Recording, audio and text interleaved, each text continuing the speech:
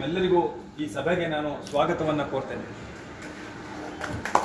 ಇವತ್ತು ರಜಾ ದಿನ ಅಲ್ಲ, ಆದರೂ ತಮ್ಮೆಲ್ಲ ಬಿಡುವಿನ ವೇಳೆಯನ್ನು ಬಿಟ್ಟು ನಿಮ್ಮ ಬಿಡುವಿಲ್ಲದ ಸಮಯದಲ್ಲೂ ಇವತ್ತು ಇಲ್ಲಿಗೆ ಬಂದಿದ್ದೀರಿ. ಹಾಗಾಗಿ ನಿಮಗೆ ನಾನು ಮೊದಲಿಗೆ ಎಲ್ಲರಿಗೂ ಸ್ವಾಗತವನ್ನು ಕೋರ್ತೇನೆ. ನೋಡಿ, ನಮ್ಮೆಲ್ಲರಿಗೂ ಪ್ರಕಾಶಕರ ಸಮಸ್ಯೆ ಏನು ಅನ್ನೋದು ಗೊತ್ತಿದೆ.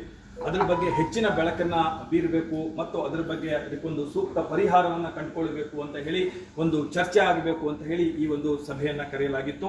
ಜೊತೆಗೆ ನಮ್ಮೆಲ್ಲ ಹಿರಿಯರ ಮಾರ್ಗದರ್ಶನವನ್ನ ತೆಗೆದುಕೊಳ್ಬೇಕು. ಅವರ ಮಾರ್ಗದರ್ಶನದಲ್ಲಿ ನಾವು ಏನು ಮಾಡಬೇಕು ಮುಂದೆ ಅಂತ ಅನ್ನೋದು ಯೋಚನೆ ಮಾಡಬೇಕು. ಅದರ ಬಗ್ಗೆ ಒಂದಷ್ಟು ಚಿಂತನ ಮಂಥನಗಳಾಗಬೇಕು ಅನ್ನೋ ಕಾರಣದಿಂದ ಈ ಸಭೆಯನ್ನ ಕರೆಯಲಾಗಿದೆ. ಇವತ್ತಿನ ಈ ಸಭೆಗೆ ಹಿರಿಯರಾದ CPK ಸರ್ ಬಂದಿದ್ದಾರೆ. ಬಹಳ ಸಂತೋಷ. ಅವರಿಗೆ ನಾನು ಮೊದಲಿಗೆ ಸುಸ್ವಾಗತವನ್ನು ಕೊಡ್ತೇನೆ.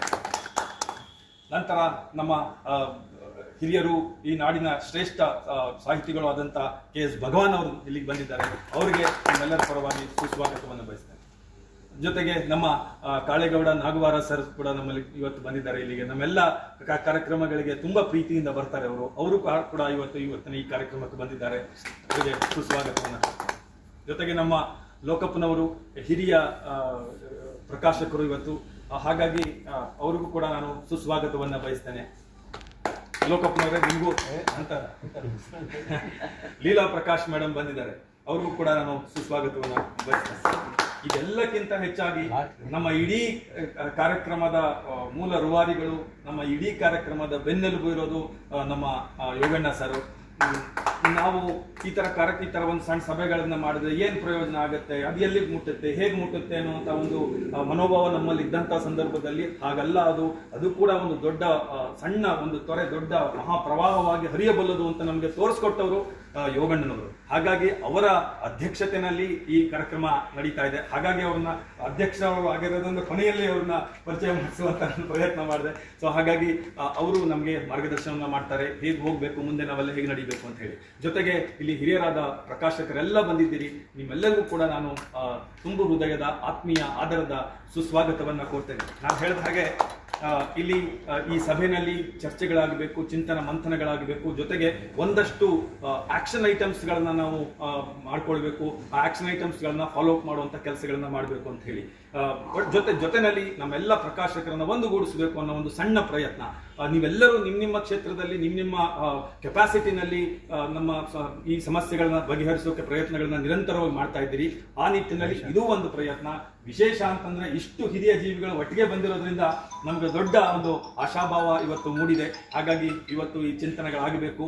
ಮೊದಲಿಗೆ ನಾನು ಇಡೀ ಪ್ರಯತ್ನಗಳು ಹೇಗಾಯ್ತು, ಹೇಗೆ ಶುರುವಾಯಿತು, ಇದೆಲ್ಲವನ್ನ ಯೋಗಣ್ಣನವರು ಮೊದಲು ನಮಗೆ ಎಕ್ಸ್ಪ್ಲೈನ್ ಮಾಡಬೇಕು. ಸಭೆಗೆ ಏನಾಗಿದೆ ಅನ್ನೋದು ಅವರಿಗೆ ತುಂಬಾ, ಅವರು ಮುಖ್ಯಮಂತ್ರಿಗಳನ್ನ 2-3 ಸಲ ಭೇಟಿ ಮಾಡಿ ಇದ್ರ ಬಗ್ಗೆ ಸಾಕಷ್ಟು ಚರ್ಚೆ ಮಾಡಿದ್ದಾರೆ. ಅದೆಲ್ಲವನ್ನ ಸಭೆಗೆ ತಿಳಿಸಿ ಅನಂತರ ಏನ್ ಮಾಡಬೇಕು ಅಂತ ತಾವು ಮಾರ್ಗದರ್ಶನ ಮಾಡಬೇಕು ಅಂತ ಹೇಳಿ ನಿಮ್ಮನ್ನ ಕೇಳ್ಕೊಳ್ತಾ ಇದ್ದೀನಿ. ನಮಸ್ಕಾರ.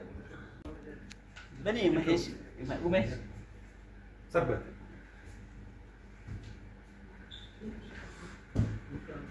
ನನ್ನೆಲ್ಲ ಹಿರಿಯರು, ಮಾರ್ಗದರ್ಶಕರಾದ CPK ಅವರೇ, ನಾವೆಲ್ಲರೂ ಕೂಡ ಮಾತಾಡೋಕ್ಕಿಂತ ಮುಂಚೆ ನಾವೇ ಸ್ವಲ್ಪ ಕೆಲವರು ಸೆಲ್ಫ್ ಇಂಟ್ರಡಕ್ಷನ್ ಮಾಡಿಕೊಳ್ಳುವ, ನಂತರ ನಾನು ಡಾಕ್ಟರ್ SP ಯೋಗಣ್ಣ, ಲೇಖಕ ಮತ್ತು ಪ್ರಕಾಶಕ, ಕಾಯಮ ಪ್ರಕಾಶಕ. ವೈದ್ಯರ ವೃತ್ತಿದೆ ಹೇಳಲಿಲ್ಲ ಪಾಪ. ವೈದ್ಯ ಭಗವಾನ್ ಅವರು, ಕಾಳೇಗೌಡ ನಾಗವಾರ, ಲೋಕಪ್ಪ, ಶ್ರೀನಿವಾಸ್ ಮಹಿಮಾ ಪ್ರಕಾಶ್, ನೀಲ್ಕಂಡಳ್ಳಿ ಕಮ್ಮನಗೌಡ, ನಾಗೇಂದ್ರ ಸಾಗರಿ ಪ್ರಕಾಶ್, ಶಶಿಕುಮಾರ್ ತಾರಾ ಪ್ರಕಾಶ್, ಓಂಕಾರಪ್ಪ ರಚನಾ ಪ್ರಕಾಶ್, ರಾಮಲಿಂಗೇಗೌಡ ನಿವೃತ್ತ ಸರ್ಕಾರಿ ನೌಕರ, HS ಗೋವಿಂದಗೌಡ ಹನ್ಯಾಳು ಪ್ರಕಾಶನ, ಮಂಜೇಗೌಡ ಮಣಿ ಪ್ರಕಾಶ್, ನಾನು ಮಿರ್ಲೆ ಚಂದ್ರಶೇಖರ್, ಕೇಶವ ಪ್ರಕಾಶ್, ವಿದ್ಯುತ್ ಪ್ರಕಾಶ್, ಲೀಲಾ ಪ್ರಕಾಶ್ ಸಾಹಿತಿ. ಆಯ್ತು. ನಮಸ್ಕಾರ. ನಾನು ಉಮೇಶ್ ಅಂತ ಹೇಳಿ, ಲೇಖಕ, ಮೈಸೂರು ಇನ್ಫೋಸಿಸ್ನಲ್ಲಿ ನಾನು ಕೆಲಸ ಮಾಡ್ತಾ ಇದ್ದೀನಿ. ನಮಸ್ಕಾರ, ನನ್ನ ಹೆಸರು ರಾಜೇಶ್ ಅಂತ ಹೇಳಿ, ನಾನು ಎದುರಂದನ ಪ್ರಕಾಶನ ಮತ್ತು ಮಹಾರಾಜಾಸ್ ಕಾಲೇಜಲ್ಲಿ PhD ಸ್ಕಾಲರ್ ಆಗಿದ್ದೀನಿ. ಎಲ್ಲ ಸ್ನೇಹಿತರೆ, ಈಗ ತಮ್ಮೆಲ್ಲ ಗೊತ್ತಿರೋ ಹಾಗೆ ಸುಮಾರು 4-5 ವರ್ಷಗಳಿಂದ ಸಾರ್ವಜನಿಕ ಗ್ರಂಥಾಲಯ ಇಲಾಖೆ ಅದರ ಕಾರ್ಯ ಸ್ಥಗಿತವಾಗಿದೆ.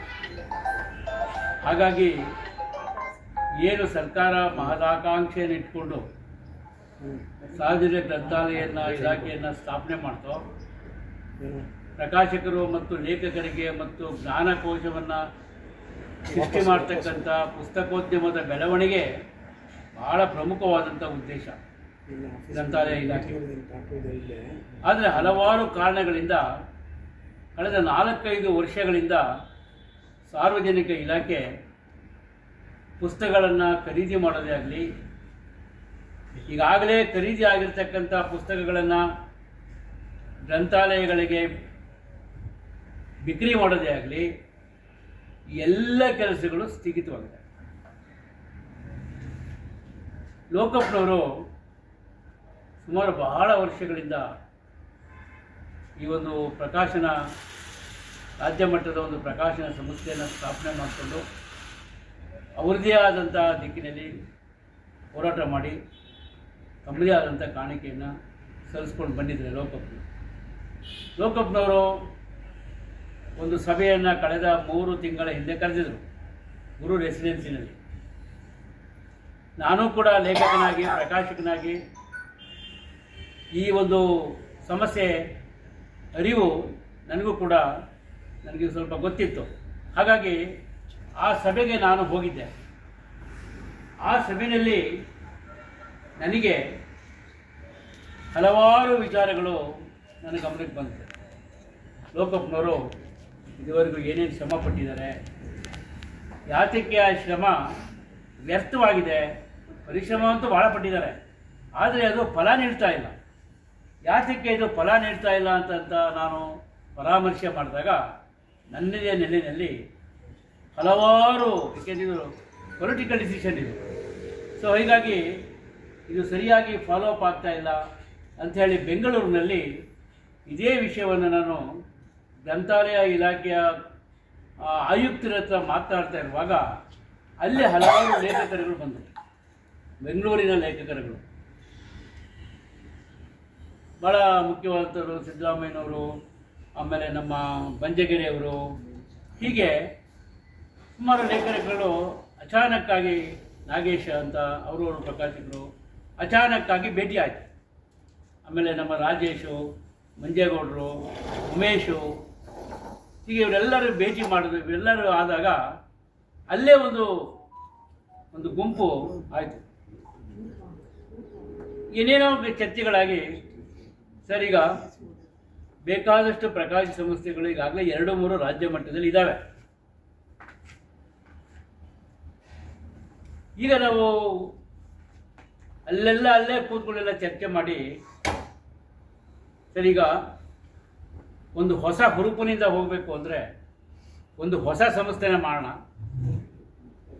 ಸೊ ಅಂಥೇಳಿ ಇದುವರೆಗೂ ಕೂಡ ಲೇಖಕರು ಮತ್ತು ಪ್ರಕಾಶಕರು ಇವರಿಬ್ಬರೂ ಒಗ್ಗೂಡಿದಂಥ ಒಂದು ಸಂಸ್ಥೆನ ಮಾಡೋಣ ಅಂಥೇಳಿ ಅಲ್ಲೇ ಒಂದು ನಿರ್ಧಾರ ಆಯಿತು.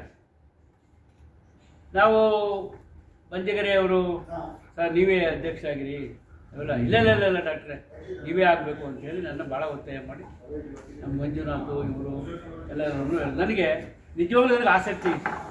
ನಾನು ಆಸಕ್ತಿ ಇಲ್ಲದೆ ಇದೆ ಯಾವುದೂ ಒಪ್ಕೊಳ್ಳಲ್ಲ. ಒಂದು ಕೆಲಸ ಹಿಡ್ಕೊಂಡ್ರೆ ನಾನು ಅದನ್ನು ಸುಮ್ಮನೆ ನಾನು ವಹಿಸ್ಕೊಳ್ಳೋದಿಲ್ಲ. ನನ್ನ ನೇಚರ್ ಇದು ಪುಸ್ತಕೋದ್ಯಮದ ಕೆಲಸ. ಸೊ ಇದು ಒಂದು ಜ್ಞಾನ ಭಂಡಾರದ ಸೃಷ್ಟಿಯ ಕೆಲಸ. ಇದಕ್ಕಿಂತ ಪುಣ್ಯದ ಕೆಲಸ ಇನ್ನೇನಿದೆ ಅಂತೇಳಿ ನಾನು ಕೂಡ ಒಪ್ಕೊಂಡೆ. ಅದಾದ ಮೇಲೆ ನಾವು ಒಂಥರ ಈ ರಿಸರ್ಚ್ ಮಾಡೋಕ್ಕೆ ಶುರು ಮಾಡಿದ್ವಿ. ಪಾಪ ನಮಗೆ ನಮ್ಮ ಲೋಕಪ್ನವರು, ಈಗ ಹಲವಾರು ಪ್ರಕಾಶಕರು ಇದು ಹಿನ್ನೆಲೆಯನ್ನು ಎಲ್ಲನೂ ಕೂಡ ನಮಗೆ ಒದಗಿಸ್ತಾ ಬಂದರು. ಆಮೇಲೆ ಇಲಾಖೆ ಅಧಿಕಾರಿಗಳು, ಹೊಸಮನಿ ಅಂತ ಡೈರೆಕ್ಟ್ರಿದು, ಮಾಜಿ ಡೈರೆಕ್ಟ್ರುಗಳು, ಅವರೆಲ್ಲರನ್ನು ಭೇಟಿ ಮಾಡಿ ನಾನು ಸ್ವಲ್ಪ ಅರ್ಥ ಮಾಡ್ಕೊಂಡೆ ಏನಾಗಿದೆ ಇವತ್ತುವರೆಗೆ ಅಂತ ಹೇಳಿ. ಸೊ ಈಗ ಏನಾಗಿದೆ ಅಂತಂದರೆ ಭಾಳ ಮುಖ್ಯವಾಗಿ ಇದು ನಿಮಗೆಲ್ಲ ಗೊತ್ತಿರಬೇಕು. ಏಕೆಂದರೆ ನಾವು ಈ ಸಂಸ್ಥೆ ನಾವು ಏನು ಮಾಡಕ್ಕೆ ಹೊರಟಿದ್ದೀವಿ, ಇದು ಕೇವಲ ನಮ್ಮ ಪುಸ್ತಕ ಸಗಟು ಖರೀದಿ ಆದಮೇಲೆ ಅದನ್ನು ನಿಲ್ಲಿಸ್ಬಿಡೋದೇ ಆಗಲಿ, ಅದು ನಿರ್ಜೀವ ಮಾಡೋದೇ ಆಗಲಿ, ಅದರ ಉದ್ದೇಶ ಅಲ್ಲ. ಇದೊಂದು ಶಾಶ್ವತವಾದಂಥ ರಾಜ್ಯ ಮಟ್ಟದ ಒಂದು ಪುಸ್ತಕೋದ್ಯಮವನ್ನು ಜ್ಞಾನ ಸೃಷ್ಟಿ ಮತ್ತು ಪ್ರಚಾರ ಮತ್ತು ಲೇಖಕರ ಸಮಸ್ಯೆ ಮತ್ತು ಪ್ರಕಾಶಕರ ಸಮಸ್ಯೆಗಳನ್ನು ಸ್ಪಂದಿಸ್ತಕ್ಕಂಥ ಒಂದು ಕ್ರಿಯಾಶೀಲ ಸಂಸ್ಥೆಯನ್ನಾಗಿ ಇದನ್ನು ಕಟ್ಟಬೇಕು ಅಂತಕ್ಕಂಥದ್ದು. ಅದಕ್ಕೆ ಒಕ್ಕೂಟ ಅಂತ ಇಟ್ಟಿದ್ದೀವಿ. ಒಕ್ಕೂಟ ಅಂತಂದರೆ ಬೇರೆ ಬೇರೆ ಈಗಾಗಲೇ ಪ್ರಕಾಶಕರ ಸಂಘಗಳು ಏನಿದ್ದಾವೆ, ಒಂದು 2-3 ಇದ್ದಾವೆ, ಅವರೂ ಕೂಡ ಇದಕ್ಕೆ ಕೋಆಪ್ಟ್ ಆಗ್ಬೋದು. ಸೊ ಹೀಗೆ ಇದಿರಲಿ. ಇದು ಹಾಗಾಗಿ ದಯಮಾಡಿ ನೀವೆಲ್ಲರೂ ಕೂಡ ಇವತ್ತು ನಾವು ಆಯ್ದ ಒಂಥರ ಟವರಿಂಗ್ ಪರ್ಸನಾಲಿಟಿ ಅಂತ ಏನು ಹೇಳ್ತೀವಿ, ಆಯ್ದ ಲೇಖಕರು ಮತ್ತು ಪ್ರಕಾಶಕರನ್ನು ಮಾತ್ರ ಇವತ್ತು ನಾವು ಕರೆದಿದ್ವಿ. ಈ ಒಂದು ಸಂಸ್ಥೆಯನ್ನು ಮಾಡಬೇಕು. ಈಗ ಬಹಳ ನಮ್ಮ ಮುಂದೆ ಇರ್ತಕ್ಕಂಥ ಸಮಸ್ಯೆ ಏನಂತಂದರೆ ಗ್ರಂಥಾಲಯ ಸಗಟು ಖರೀದಿ ನಿಂತೋಗಿದೆ. ನಂತರ ತೆಗೆದುಕೊಂಡ ಪುಸ್ತಕಗಳನ್ನು ಸುಮಾರು 2-3 ವರ್ಷಗಳಿಂದ ಏನು ಹಿಂದೆ ತೆಗೆದುಕೊಂಡಿದ್ರು ಅವ್ಯಾವನ್ನೂ ಕೂಡ ಗ್ರಂಥಾಲಯಗಳಿಗೆ ಅವು ಹಂಚಿಕೆ ಆಗದೇ ಗೋಡೌನ್ನಲ್ಲಿ ಬಿದ್ದಿದ್ದಾವೆ. ಏನು ಕಾರಣ ಇದಕ್ಕೆ ಅಂತಂದರೆ ಇಲ್ಲಿ ಒಂದು ದೊಡ್ಡ ಲಾಬಿಯಿಂಗ್ ಇದೆ. ಕಾರ್ಪೊರೇಟ್, ಇಲ್ಲೂ ಒಂದು ಕಾರ್ಪೊರೇಟ್ ಲಾಬಿಂಗ್, ನಮ್ಮ ಹಾಸ್ಪಿಟಲ್ ಹೆಂಗೆ ಕಾರ್ಪೊರೇಟ್ ಲಾಬಿಂಗ್ ಇದೆ ಹಾಗೆ ಇಲ್ಲೂ ಕೂಡ ಒಂದು ಕಾರ್ಪೊರೇಟ್ ದೊಡ್ಡ ಪ್ರಕಾಶಕರ ಲಾಬಿಂಗ್. ಸೊ ಏನು ಮಾಡೋದು ಇವರು ಅಂತಂದರೆ 2022ರಲ್ಲಿ ಒಂದು ಆದೇಶ ಮಾಡೋದು, ಸರ್ಕಾರದ ಒಂದು ಆದೇಶ ಹೊರಡಿಸೋದು. ಆ ಆದೇಶ ಏನು ಹೇಳ ಅದ್ರ ಪ್ರಕಾರ ಏನು ಮಾಡೋದು ಅಂದರೆ, ಈಗ ಗ್ರಾಮ ಪಂಚಾಯಿತಿ ರೂರಲ್ ಡೆವಲಪ್ಮೆಂಟ್ ಇಲಾಖೆ ಏನಿದೆ ಅದಕ್ಕೆ ಸಂಬಂಧಪಟ್ಟಂಥ ಗ್ರಂಥಾಲಯಗಳಿದಾವಲ್ಲ, ಇವರಿಗೆ ಸರ್ಕಾರಕ್ಕೆ ದುಡ್ಡು ಕೊಡೋಕ್ಕಾಗ್ತಿರ್ಲಿಲ್ಲ. ಅವರೇ ಸಂಬಳ ವಗೈರೆಗಳನ್ನು ಕೊಡ್ತಾಯಿದ್ರು. ಹಾಗಾಗಿ ಆ ಗ್ರಂಥಾಲಯಗಳನ್ನು ರೂರಲ್ ಗ್ರಾಮೀಣಾಭಿವೃದ್ಧಿ ಇಲಾಖೆಗೆ ವಹಿಸ್ಬಿಟ್ರು. ಸುಮಾರು 6,000 ಗ್ರಂಥಾಲಯಗಳು ಕೊಟ್ಟರು ರೂರಲ್ ಡೆವಲಪ್ಮೆಂಟ್. ಅವರೇ ಪುಸ್ತಕವನ್ನು ಆಯ್ಕೆ ಮಾಡ್ಕೊಳ್ಳೋದು, ಅವರೇ ಖರೀದಿ ಮಾಡ್ಕೊಳ್ಳೋದು ಅಂತಕ್ಕಂಥ ಒಂದು ಆದೇಶವನ್ನು 2022ರಲ್ಲಿ ಮಾಡಿಬಿಟ್ರು. ಗ್ರಾಮೀಣಾಭಿವೃದ್ಧಿ ಇಲಾಖೆಗೆ ಅವರಲ್ಲಿ ಯಾರಿಗೂ ಕೂಡ ಇದರಲ್ಲಿ ಆಸಕ್ತಿ ಇಲ್ಲ. ಗ್ರಾಮೀಣಾಭಿವೃದ್ಧಿ ಇಲಾಖೆ ಹೇಗೆ ನಡೀತದೆ ಅನ್ನೋದು ಅದು ಬೇಡ, ಇದು ಅಪ್ರಸ್ತುತ ಇಲ್ಲ. ಸೊ ಅವರು ರಸ್ತೆ ಮಾಡ್ತಾರೆ, ಅಲ್ಲಿ ಹೇಳ್ತಾರೆ, ಅದು ಬೇರೆ ವಿಷಯ ಬಿಡಿ. ಸೊ ಯಾರೂ ಕೂಡ ಇದುವರೆಗೆ ಖರೀದಿನೂ ಮಾಡಲಿಲ್ಲ, ಆಮೇಲೆ ಕಮಿಟಿಗಳನ್ನೂ ಮಾಡಲಿಲ್ಲ. ಹಾಗೆ ನೆನೆಗುದಿಗೆ 3 ವರ್ಷದಿಂದ ನೆನೆಗುದಿ ಬಿದ್ದೋಯ್ತು. ಪುಸ್ತಕ ತಗೊಂಡ್ರು, ಪುಸ್ತಕನೂ ತಗೊಳ್ಳಿಲ್ಲ, ರಿಜಿಸ್ಟ್ರೇಷನ್ಗೆ ಪುಸ್ತಕನೂ ತಗೊಳ್ಳಿಲ್ಲ. ಸುಮ್ಮನೆ ಆದೇಶ ಆಯ್ತು ಅಷ್ಟೇ ಅವ್ರಿಗೆ. ಇವರೇನು ಮಾಡಿದ್ರು, ಯಾವಾಗ ಆದೇಶ ಆಯಿತೋ ಇವರೇನು ಮಾಡೋದು, ಇವರಿಂದ ಇಲ್ಲಿ ಪರ್ಚೇಸ್ ಮಾಡ್ತಿರಲ್ಲ ಹಿಂದೆ, ಅವರು ನಾವು ತಗೊಳ್ಳಲ್ಲ ಅಂತ ಅಂದರು. ರೂರಲ್ ಡೆವಲಪ್ಮೆಂಟು ನಮಗೆ ಸಪ್ರೇಟ್ ಇದೆ, ನಾವೇ ಕೊಂಡ್ಕೋತೀವಿ, ನಿಮ್ಮ ಪುಸ್ತಕಗಳು ಯಾವುದು ನಾವು ತಗೊಳ್ಳಲ್ಲ ಅಂತ ಅವೆಲ್ಲ ಅಲ್ಲೇ ಗೋಡನಲ್ಲಿ ಬಿದ್ದಿವೆ. ಆ ಗೋಡನಲ್ಲಿ ಬಿದ್ದಿದ್ದಕ್ಕೆ ಏನಾಯಿತು, ಇವರು ಅವೇ ಖರ್ಚಾಗಿಲ್ಲ, ನಾವೇ ಪರ್ಚೇಸ್ ಮಾಡಬೇಕು ಅಂತ ಒಂದು ಸಂಘರ್ಷ ಸ್ಟಾರ್ಟ್ ಆಯಿತು. ಆಮೇಲೆ ಪಟ್ಟಣದಲ್ಲಿ ಬಡ್ಜೆಟ್ಗೆ ಏನು ಕೊಡ್ತಾ ಇಲ್ಲ, ಏಕೆಂದರೆ ಸೆಸ್ ಬರುತ್ತೆ, ಲೈಬ್ರರಿ ಸೆಸ್ಸೇ ಬರುತ್ತೆ, ಕೋಟ್ಯಾಂತರ ರೂಪಾಯಿ ದುಡ್ಡು ಬಿದ್ದಿದೆ. ಸೊ ಹೀಗೆ ಈ ದ್ವಂದ್ವದಿಂದಾಗಿ ಇದು ಹೀಗೆ ಸಮಸ್ಯೆ ಆಗಿ ನಿಂತೋಗಿದೆ. ಈಗ ನಾವು ಏನು ಮಾಡಬೇಕು ಅಂತ ಹೊರಟಿದ್ದೀವಿ ಅಂತಂದರೆ,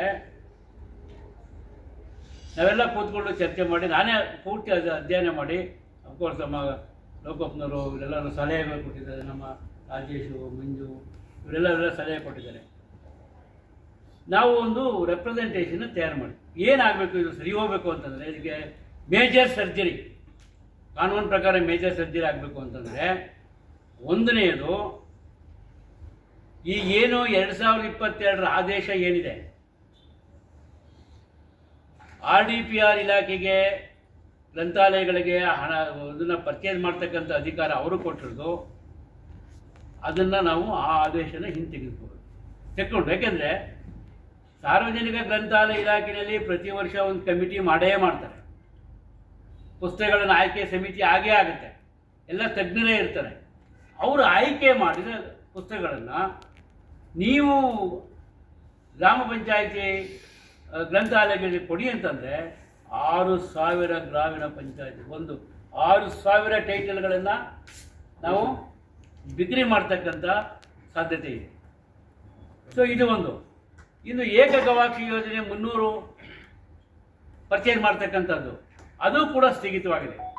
ಅದಕ್ಕೆ ಹೆಡ್ ಆಫ್ ಅಕೌಂಟ್ ಇಲ್ಲ ಅಂತ ಒಂದು ಕಾರಣ ಕೊಡ್ತಾರೆ. ಅಂದರೆ ಈ ಲೈಬ್ರರಿಗೆ ಯಾವುದೇ ಒಂದು ಹಣವನ್ನು ಖರ್ಚು ಮಾಡಬೇಕಾದ್ರೆ ಹಣದ ಕೊರತೆ ಇಲ್ಲ.